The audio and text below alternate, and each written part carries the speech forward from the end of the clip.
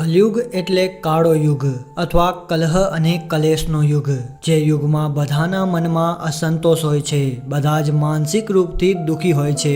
ઘણા હજારો વર્ષો પૂર્વે ભાગવતમાં સુખદેવજીએ જેને બારીકીથી અને વિસ્તારથી વર્ણન કર્યું છે, જે આપણી આંખો ખોલવા માટે કાફી છે.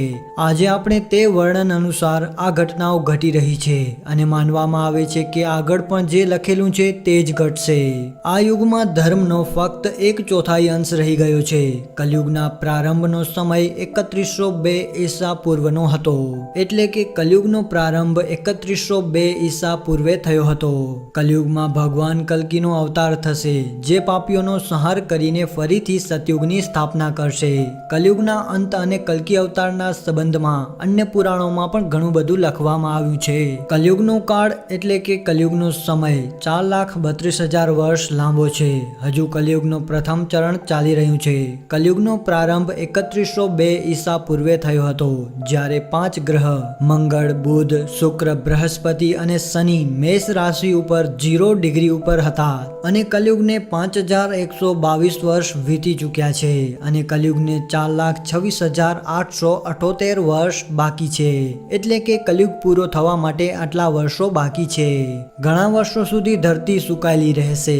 પછી કલયુગમાં અંતિમ સમયમાં ખૂબ જ મોટી ધારાઓથી લગાતાર વર્ષા થશે, એટલે કે વરસાદ થશે, જેના લીધે ચારે બાજુ પાણી થઈ જશે. સમસ્ત પૃથ્વી ઉપર જળ થઈ જશે અને પ્રાણીઓનો અંત થઈ જશે. ત્યારબાદ એક સાથે 12 સૂર્યનો ઉદય થશે અને તેના તેજથી પૃથ્વી સુકાઈ જશે.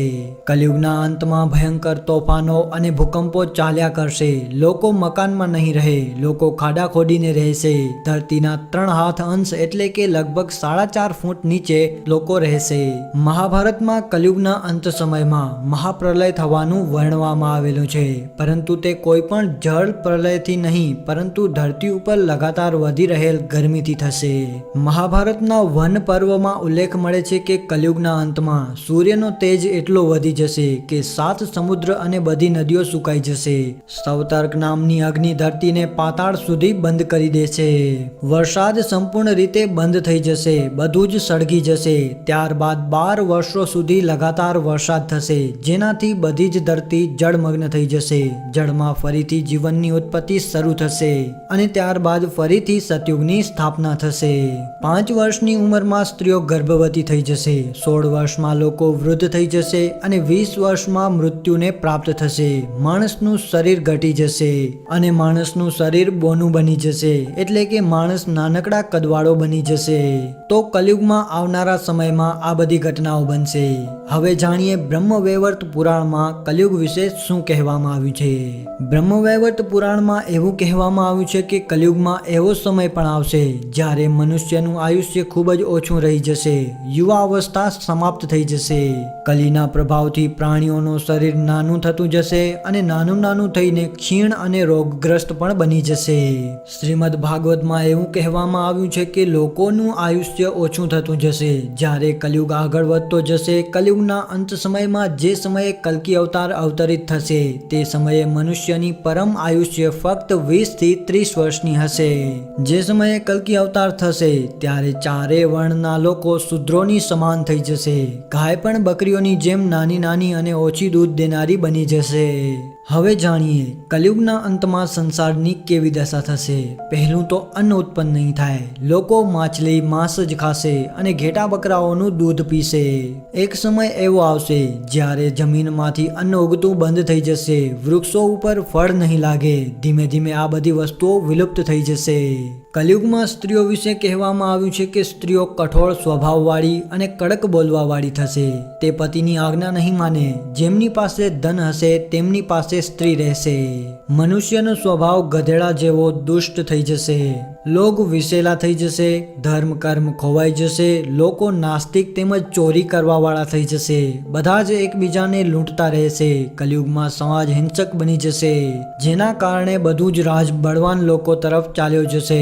માનવતા નષ્ટ થઈ જશે, સંબંધો પૂરા થઈ જશે, એક ભાઈ બીજા ભાઈનો શત્રુ બની જશે. તો આવું બધું થશે કલયુગમાં. હવે જાણીએ કલયુગના અંત સમયમાં શું શું થશે તેના વિશે. ઘણા લોકોનું કહેવું છે કે આ સૃષ્ટિમાં વસવાટ કરતા તમામ પશુઓ, પક્ષીઓ તથા જીવજંતુઓ, આ તમામ પ્રજાતિઓનો વિનાશ થઈ જશે અને તે પાછળનું કારણ મનુષ્ય હશે. આ પ્રજાતિઓની આયુષ્યમાં ઘટાડો જોવા નહીં મળે, પરંતુ મનુષ્યની આયુષ્યમાં તમે નોંધપાત્ર ઘટાડો નોંધી શકો છો. કલયુગના અંતિમ સમયગાળામાં મનુષ્ય સમાન વર્તન કરવા માંડશે. માનવી અને પશુમાં કોઈ પણ પ્રકારનો અંતર નહીં રહે. આ ઉપરાંત ધરતી ઉપર વરસતા વરસાદના પ્રમાણમાં પણ ઘટાડો જોવા મળશે, જેના કારણે ધરાનું તાપમાન એ હદ સુધી વધી જશે કે લોકો પોતાના ઘરમાં વસવાટ નહીં કરી શકે અને જમીનની નીચેના ભાગમાં ઘર બનાવશે. તમને આશ્ચર્ય થશે કે આ સૃષ્ટિનો વિનાશ કોઈ પ્રલય, વાવાઝોડું, ભૂકંપ વગેરે જેવી પ્રાકૃતિક આફતોના કારણે નહીં, પરંતુ ધરતી ઉપર વધતા જતા ગરમીના પ્રમાણના લીધે થશે. કલયુગના પૂર્ણ થવાના સમય સુધીમાં આ ધરા પર ગરમીનું પ્રમાણ એ હદ સુધી વધી જશે કે લોકો માટે સહન કરવું તે અશક્ય બની જશે. કલયુગના અંતિમ સમયે વ્યક્તિ 16 વર્ષનો થઈ જશે.